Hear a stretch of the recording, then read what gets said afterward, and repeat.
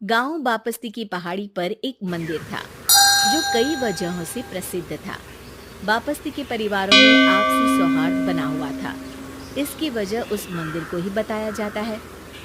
अरे ओ विमला, ये इस मंदिर की कहानी क्या है रे?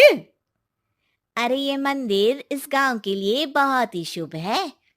अरे शुभ तो है, तो फिर भी लोग इस मंदिर से दूर क्यों रहते हैं? ये इतना वीरान क्यों रहता है? अरे बड़े बुजुर्ग कहते हैं कि मंदिर में आत्माओं का राज है, जो लोगों की मदद करते हैं, लेकिन मंदिर से सभी को दूर भी रखते हैं। अरे ये कैसी आत्माएं हैं जो लोगों की मदद भी करते हैं और लोगों को मंदिर से दूर भी रखते हैं? अरे यही चलता आया है यहाँ पर, इसीलिए कोई कुछ बोलता नहीं, क्योंकि जिसके घर में कोई भी परेशानी होती है तो बताते हैं कि इस मंदिर से उन्हें मदद मिलती है। अरे वाह, ये तो अच्छी बात है। तभी इस गांव में इतनी खुशहाली दिखती है। तभी बाहर किसी की चीखने चिल्लाने की आवाज आती है। दोनों बाहर निकलती हैं तो देखती हैं कि गांव के एक बुजुर्ग रो रहे हैं, क्योंकि शहर से उन्हें कोई बुरी खबर मिली है। अरे क्या हुआ चच्चा, रो क्यों रहे हो आप? हाँ चाचा, बताओ ना, हुआ क्या? अरे क्या बताऊं बेटे, मेरा बेटा शहर गया हुआ था कमाने, लेकिन आज खबर मिली है कि उसका एक्सीडेंट हो गया।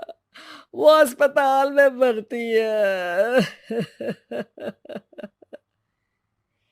अरे तो इसमें परेशान होने की क्या बात है चाचा, जाओ शहर और बेटे का इलाज करवाओ। हाँ चाचा, विमला सही कह रही है। आप शहर जाओ और इलाज करवाओ। अरे कैसे इलाज करवाऊं, अभी पैसे नहीं है और शहर के अस्पतालों में इलाज का खर्चा लाखों में आता है। अरे चाचा, भगवान पर भरोसा रखो, कहीं ना कहीं से मदद जरूर मिल जाएगी। बस आज का दिन कैसे भी काट लो। अरे अब तो बेटा थोड़ा समय काटना भी मुश्किल होता जा रहा है। देख कमला, तू ही समझा चाचा को। अरे पैसों का कहीं ना कहीं से इंतजाम तो जरूर हो जाएगा। अरे चच्चा, जब विमला कह रही है तो थोड़ा उस पर भी भरोसा रखो। चलो आपको घर छोड़कर आ जाती हूँ। उसके बाद कमला उन बुजुर्ग को लेकर चली जाती है और विमला मंदिर की ओर चली जाती है। विमला मंदिर की सीढ़ियों पर चढ़ते हुए दूर से नजर आती है। उसके बाद वो आंखों से ओझल हो जाती है। उसी रात उस बुजुर्ग के घर के बाहर एक थैला रखा हुआ मिला। बुजुर्ग उस थैले को देखते ही चौंक पड़ा, क्योंकि उसमें 5 लाख रुपए रखे हुए थे। वो बुजुर्ग सुबह दौड़ा दौड़ा गांव के दूसरे बुजुर्गों के पास गया। और मंगल भाई सुनो, मेरे घर के बाहर ये पैसों से भरा बैग रखा हुआ मिला है। अरे किसका है ये भाई? अरे भैया, मुझे क्या पता। तभी उधर से कमला और विमला निकलती हैं। अरे बेटा सुन तो, देख ये क्या रखा हुआ था मेरे घर के सामने। कमला और विमला हैरानी से देखती हैं। अरे वाह, देख विमला, तूने कहा था ना कि कोई ना कोई मदद जरूर करेगा। अरे भगवान सबकी मदद करते हैं, ये पैसों की मदद भी भगवान ने ही भेजी है। और क्या। अब चच्चा सोच क्या रहे हो, शहर जाओ और बेटे का इलाज करवाओ। ठीक है बेटियों, जो तुम कहो। चलो निकलता हूँ शहर, बेटे का इलाज करवाने के लिए। अरे विमला, एक बात तो बता, ये इन्हें मिले तो कैसे मिले पैसे? अरे मैं ना कहती थी कि ये मंदिर सबकी मुसीबतों में मदद भेजता है।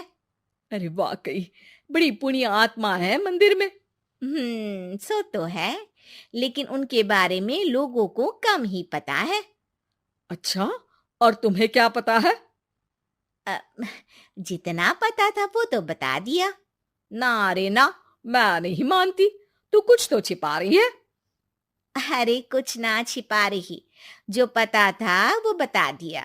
मंदिर से लोगों को मदद मिलती है, बस इतना ही पता है। ठीक है बाबा, अब नहीं पूछूंगी। इसके बाद उसी रात कमला चुपचाप अपने कमरे से निकलती है और मंदिर की ओर चल पड़ती है। कमला धीरे धीरे मंदिर के दरवाजे पर पहुंचती है। अंदर से हल्की हल्की रोशनी आ रही थी। इसके बाद जो वो देखती है वो हैरान रह जाती है। कमला इसके बाद तेजी से वापस लौट आती है। दूसरे दिन सुबह सुबह। अरे विमला, तू तो छिपी रुस्तम निकली। है? ऐसा क्या छिपा लिया मैंने? अरे तूने तो भनक ही नहीं लगने दी और चाचा की मदद भी कर दी। हैं? ये क्या कह रही हो? ऐसा कैसे कह सकती हो तुम? मैंने कोई मदद वदद नहीं की।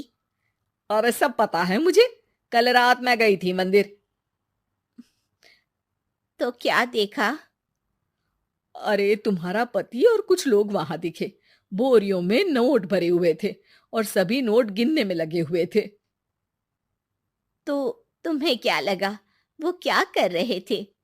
अरे मैं समझ गई कि वो लोग कहीं से डकैती कर पैसे लेकर यहाँ मंदिर के पीछे छिपाते हैं। अब जब तुम जान ही गई हो तो बता देती हूँ, लेकिन ये बात किसी को पता नहीं लगनी चाहिए।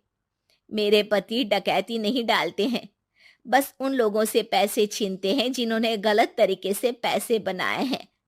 और फिर लोगों की मदद करते हैं। यही है वो पुण्य आत्माएं जो लोगों को मदद पहुंचाती है। अब समझी?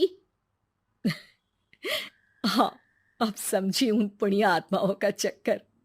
सही है। करते रहो मदद, लेकिन सावधानी से, मेरी तरह कोई और ना पहुंच जाए।